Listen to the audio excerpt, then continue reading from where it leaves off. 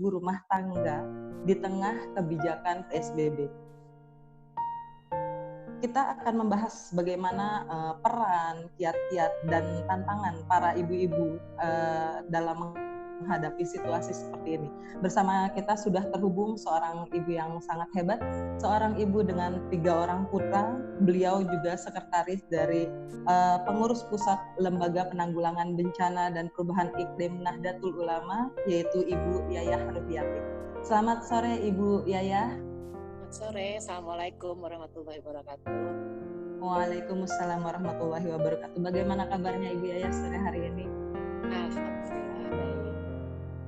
Oke, Ibu Yayah, bisa sedikit untuk ulasan apa yang menjadi materi pada sore hari ini, yaitu peran seorang ibu rumah tangga khususnya di tengah situasi COVID seperti ini, ditambah lagi kita sedang menjalankan ibadah di bulan Ramadan ini. Assalamualaikum warahmatullahi wabarakatuh.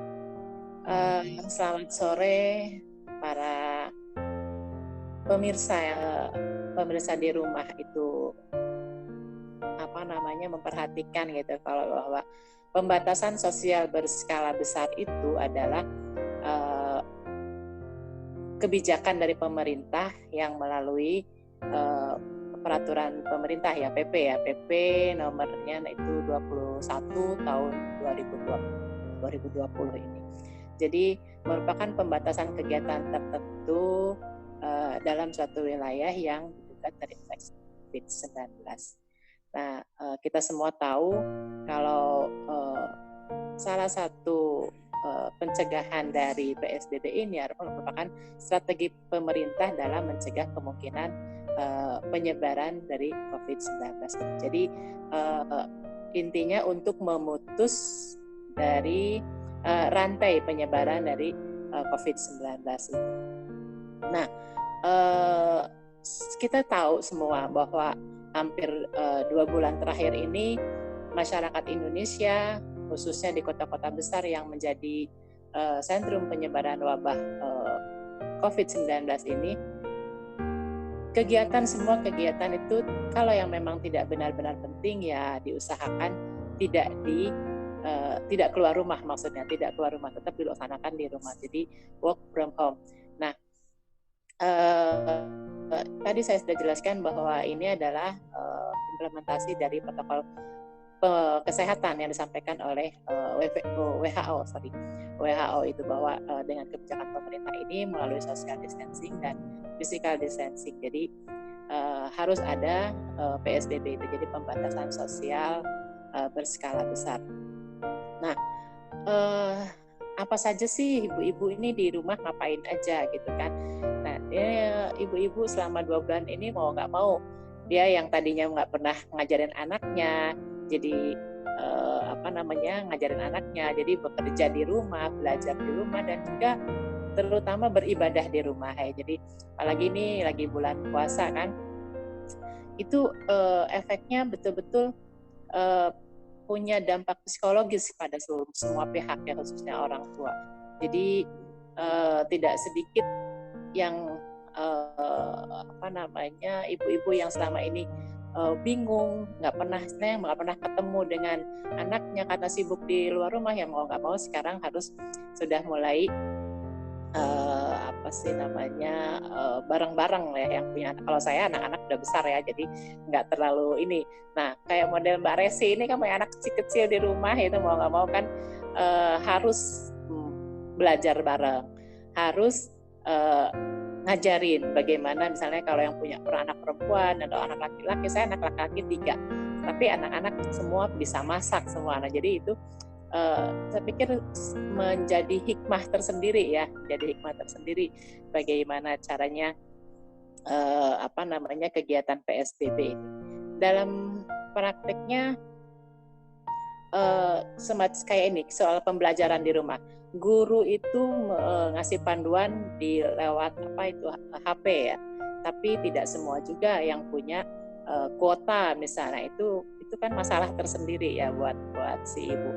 Tapi tetap itu harus diupayakan. Jadi bagaimana posisi orang tua terhadap pembelajaran jarak jauh ini menjadi kunci. Begitu juga dengan bekerja di rumah. Jadi pekerjaan-pekerjaan yang selama ini tidak dilakukan oleh ibu-ibu ini harus dilakukan gitu seperti itu. Jadi kalau menurut saya itu ibu ini mempunyai peran yang penting dan juga strategis gitu, di mana semuanya harus diupayakan dan tetap harus mempunyai upaya diskriminasi di saat-saat kritis. Kemudian tadi peran sebagai keluarga yang memang harus stay at home ya. Jadi si ibu ini harus bisa mengawasi anaknya agar tidak keluar rumah, tidak yang selama ini suka kumpul-kumpul misalnya itu ya. Nah itu si anak ini harus didampingi. Kemudian si ibu ini juga harus menciptakan suasana yang nyaman di rumah. Bagaimana kemudian terutama untuk anjuran pemerintah yang harus memberikan edukasi ya ke anak-anak, misalnya pulang dari mana-mana itu harus cuci tangan dulu, kalau memang harus pergi keluar ya, cuci tangan dulu, kemudian bajunya harus ditaruh di mesin cuci atau ditaruh di belakang gitu kan, tidak masuk dulu ke kamar dan lain-lain, kemudian mandi dan lain baru. Itu si ibu harus ngasih penjelasan seperti itu. Kemudian juga sekarang mewajibkan harus memakai masker kalau keluar rumah, masker dan juga menjaga jarak. Terus lagi jangan lupa ibu juga harus menyiapkan makanan yang bergizi gitu kan, makanan yang bergizi, bagaimana untuk biar si anak ini tetap daya tahan tubuhnya kuat gitu kan, kemudian daya imunnya juga tinggi gitu kan, ya seperti itu. Jadi si anak ini paham gitu, atau bukan anak aja, malahan keluarga semua. Jadi selama ini yang si ayah misalnya biasanya pulangnya malam, sekarang mau nggak mau si ayah di rumah aja. Nah itu juga si ayah jadi bisa jadi kalau lagi dalam Ramadan itu misalnya yang tadinya taraweh jadi makmum ya, mau nggak mau sekarang si ayah ini harus jadi imam gitu kan. Atau anak yang sudah agak besar yang itu jadi bilalnya, jadi yang tukang azannya gitu ya. Jadi semua ibadah-ibadah ini diambil hikmahnya lah, yang tadinya nggak kerja sendiri-sendiri, kemudian belajar sendiri-sendiri atau beribadah sendiri-sendiri, mau nggak mau sekarang diupayakan untuk bareng-bareng semuanya gitu ya. Jadi itu untuk yang pendidikan. Makanya yang jelas si ibu ini harus menjadi garda terdepan lah, yang ya mohon maaf mungkin ada ibu-ibu yang pendidikannya di bawah, ya akhirnya mau nggak mau harus belajar kan sekarang bagaimana si anak ini dengan tugas dari sekolah yang harus mengerjakan misalnya matematika atau mau nggak mau. Nah ini di situ peran ibu ya, peran ibu dan ayah lah yang harus saling bekerja sama. Karena seperti kita ketahui bersama, kalau di Indonesia ini ya hampir di seluruh dunia bahwa peran perempuan itu lebih banyak ya ininya jenis perempuan yang jadi istilahnya tukang sayur juga banyak perempuan di pasar, atau kemudian yang pelaku misalnya yang non medis, perawat juga itu juga banyak perempuan gitu kan, semua ininya tingkatnya tinggi. Nah sedangkan tugas perempuan atau tugas ibu di masyarakat juga kan, si ibu juga harus bergaul kan, harus bermasyarakat istilahnya.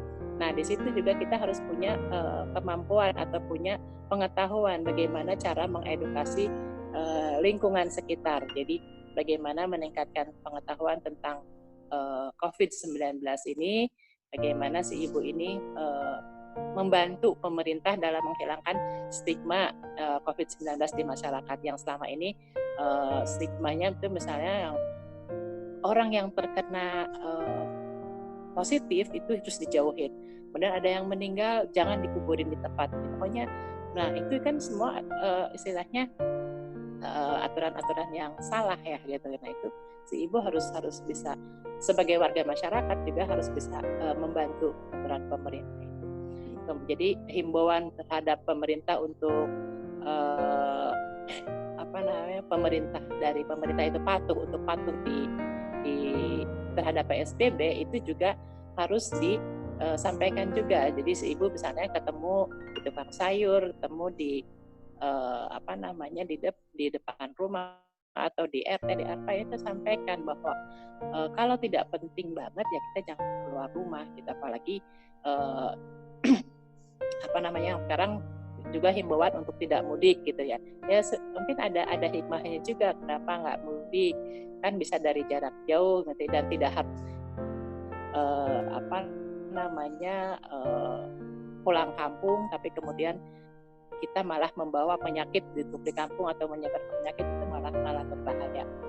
Kemudian juga bisa misalnya ada yang terkena kasus positif misalnya. Nah itu si ibu sebagai anggota masyarakat juga harus menjalani lah itunya, memastikan bahwa isolasi mandiri atau anjuran pemerintah yang mengharuskan tidak keluar rumah itu juga penting. Jadi dan memastikan misalnya tetangga yang ada yang terkena, nah kita ketersediaan makanannya bagaimana, itu juga kita harus memikirkan itu. Banyak hal lah yang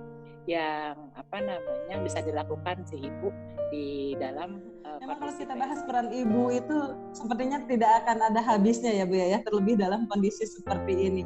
Betapa benar-benar pentingnya peran seorang ibu, seorang wanita yang tadinya hanya ibu rumah tangga sekarang menjadi bukan kepala rumah tangga tapi lebih tepat menjadi pemimpin, karena ibu yang mungkin lebih tahu apa yang harus dilakukan dan apa yang tidak boleh dilakukan oleh anggota keluarganya seperti itu. Oke Bu Yaya, saya ingin bertanya, Ibu sebagai seorang pengurus pusat dari Lembaga Penanggulangan Bencana dan Perubahan Iklim Nahdlatul Ulama, bagaimana Ibu mensosialisasikan atas apa yang harus diambil perannya ibu-ibu kepada barangkali ibu-ibu muslimat-muslimat seperti itu? Terima kasih Mbak Resi. Kalau kami di NU itu sendiri itu kan kita ada Satgas ya, namanya Satgas NU Peduli COVID-19. Nah itu ada beberapa kegiatan yang memang kita sosialisasikan bagaimana itu penyebaran COVID-19 itu ke ibu-ibu, kemudian bukan ke ibu-ibu saja, ke masyarakat umum. Jadi semuanya bisa kita sampaikan bahwa bahayanya itu kan, jadi kita nggak tahu, istilahnya kalau perang itu kita perang melawan musuh yang nggak kelihatan gitu kan, jadi musuhnya tuh nggak ada. Nah itu yang harus kita kita harus sadari gitu, bahwa makanya kenapa harus hati-hati betul, karena kita nggak tahu di sekeliling kita ini apakah sudah ada yang tertular ataukah yang positif atau apa, itu betul-betul kita harus jaga. Nah, kita adakan sosialisasi ke ke masyarakat yang memang membutuhkan. Nah, sekarang juga sudah hampir 2 bulan ya lebih, berarti yang tadinya misalnya tukang ojek online yang tadinya bekerja atau apa, sekarang di rumah mereka mau nggak mau memerlukan bahan makanan untuk sehari-hari, itu kita siapkan juga sembako. Kemudian untuk kebersihannya kita maksudnya rumah-rumahnya kita semprot desinfektan. Kemudian kita siapkan juga tempat cuci tangan di kelurahan-kelurahan yang memang untuk di Jakarta ya, untuk Jakarta sendiri itu sama teman-teman di daerah juga, karena kami di pusat kami instruksi ke seluruh pengurus yang ada di Indonesia bahwa itu pentingnya cuci tangan dan lain-lain, itu kita siapkan juga sarana dan prasarana seperti itu. 2 bulan kita disarankan untuk di rumah saja, dan tentunya pasti sebagian banyak ibu-ibu ada yang merasa jenuh, bosan dengan rutinitas yang mereka lakukan sehari-hari, terlebih bagi mereka yang memang sudah terbiasa keluar, sudah terbiasa berkumpul dengan kawan-kawannya, tentulah ada perasaan bosan di situ. Apa kiat-kiat yang bisa ibu berikan? Si ibu ini punya beban yang lebih berat ya dari biasanya istilahnya kan. Dia harus mendampingi anak yang belajar di rumah, kemudian kalau yang single mother harus mencari nafkah tunggal gitu dan lain-lain. Nah, itu sebetulnya bisa di apa namanya, untuk menghilangkan atau untuk mengatasi kejenuhan ini bisa dilakukan bersama-sama. Jadi yang punya anak-anak misalnya kita bisa bareng belajar bareng, bisa bermain bareng, apa-apa. Kemudian yang bisa misalnya ke dapur bareng, diajak bareng-bareng. Kemudian yang tadi gitu, misalnya yang tadarus yang sekarang bulan puasa bisa tadarus bareng, dan banyak hal yang positif yang bisa dilakukan di rumah. Jadi kalau misalnya si ibu punya kemampuan bikin kue atau menjahit atau apa, itu bisa dilakukan bersama-sama. Jadi ke anak, jadi ada ungkapan kalau ibu itu adalah sekolah pertama bagi anaknya. Ada mungkin pernah dengar Mbak Resi ya, bahwa apa namanya, ibu itu adalah, kalau di agama itu ada ibu tiang agama. Nah, bagaimana itu dia menjadi tiang di rumah itu, agar rumah itu tidak runtuh, kan tentu si ibu harus punya kiat-kiat tersendiri. Nah, bagaimana itu disampaikan, begitupun dengan tadi cara pembelajaran itu. Ibu sekolah pertama ya, karena memang yang ngajarin anak berjalan, anak bicara atau apa kan ibu dulu. Guru itu hanya menjelaskan selanjutnya istilahnya kan, lakukan selanjutnya itu bisa dilakukan bareng-bareng seperti itu. Jadi saya pikir ibu, makanya tadi ibu harus punya kemampuan bagaimana mengkreasikan suasana nyaman di rumah yang biar si anak atau keluarga ini tidak bosan atau tidak jenuh. Jadi kalau misalnya yang punya pekarangan ya ayo diajak bercocok tanam, bagaimana membersihkan tanam.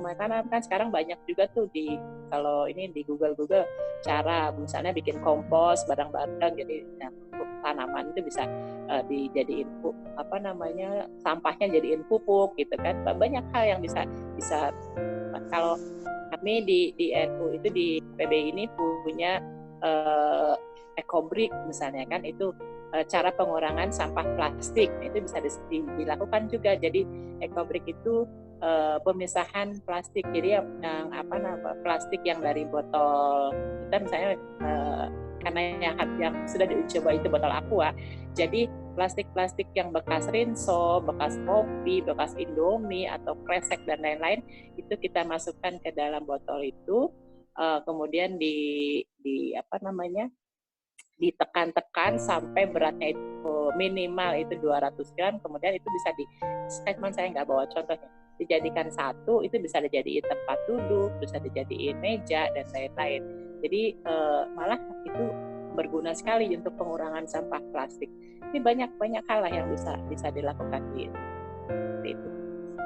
Oke, gini Bu, dengan banyaknya tugas ibu, seorang ibu di dalam rumah, karena semua penghuni rumah karena memang dianjurkan untuk tetap berada di rumah. Untuk mengantisipasi kebosanan itu, mereka bisa dengan yang seperti Ibu sebutkan tadi.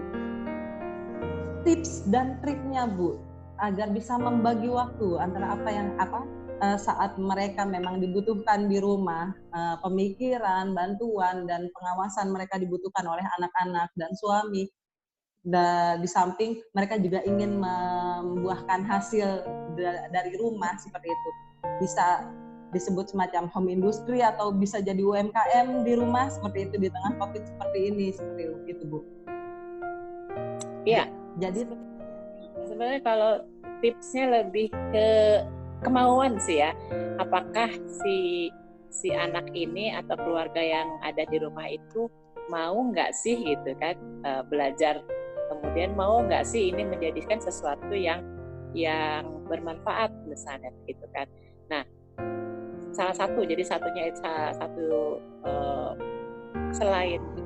selain kemauan, juga si ibu ini bisa mengajak gitu istilahnya, mengajak. Jadi kemampuan saya, si ibu bisa bikin kue, ya ayo kue ini apakah bisa, nih mau lebaran, apakah ini bisa jadi sesuatu yang bermanfaat, misalnya bikin kue nastar bareng-bareng, atau kemudian nastar itu dijual, itu kan bisa juga jadi, kalau tadi bilang Mbak Resi bilang UMKM, itu kan bisa juga salah satunya untuk menambah penghasilan. Kemudian atau yang lagi sekarang untuk buka bersama, misalnya bikin kolak. Kalau zaman dulu ya bikin kolak itu diantar ke masjid atau apa. Nah, sekarang kan di masjid nggak ada jamaahnya ya. Mau nggak mau kita cari orang yang misalnya membutuhkan. Kadang banyak juga yang tetangga-tetangga yang tadi ekonominya kemudian terganggu, yang ekonominya terganggu, ya kalau kita bisa sedekah dengan beberapa gelas kolak misalnya, atau itu kan bisa lebih bermanfaat seperti itu. Saya pikir tipsnya itu ada kemauan bersama dari si keluarga itu. Berkali-kali lagi kita menyarankan kepada semua masyarakat Indonesia khususnya, karena pandemi ini bukan hanya terjadi di negara kita tapi di seluruh belahan dunia, untuk mensosialisasikan kepada para ibu agar tetap menjaga kesehatannya, tetap berada di rumah, tetap menjaga keluarganya. Silahkan. Tetap ya stay at home atau tetap di rumah gitu. Kemudian kalau memang harus keluar rumah harus jaga jarak, kan, jangan lupa pakai masker, karena itu semua yang memang dianjurkan oleh pemerintah. Jadi karena virus ini semacam seperti lemak kayak ininya, jadi harus cuci tangan. Jadi cuci tangan pakai sabun, itu yang penting. Kita ambil hikmahnya dari pandemi COVID-19 ini ya ibu-ibu, untuk ini. Jadi ibu-ibu ini harus kembali ke fitrahnya. Jadi bekerja di rumah sambil mengerjakan urusan rumah, karena mungkin selama ini ada juga yang punya asisten rumah tangga yang sudah pulang gitu kan, yang dirumahkan dulu misalnya karena ekonominya ini kan banyak hal yang ini. Yang jelas kedisiplinan hidup bersih itu yang jadi, bagaimana kedisiplinan hidup bersih juga menjadi salah satu keharusan yang dilakukan oleh ibu-ibu. Jadi selamat berada di rumah ya, stay at home. Kemudian semoga COVID-19 ini segera berlalu, seperti itu, Mbak.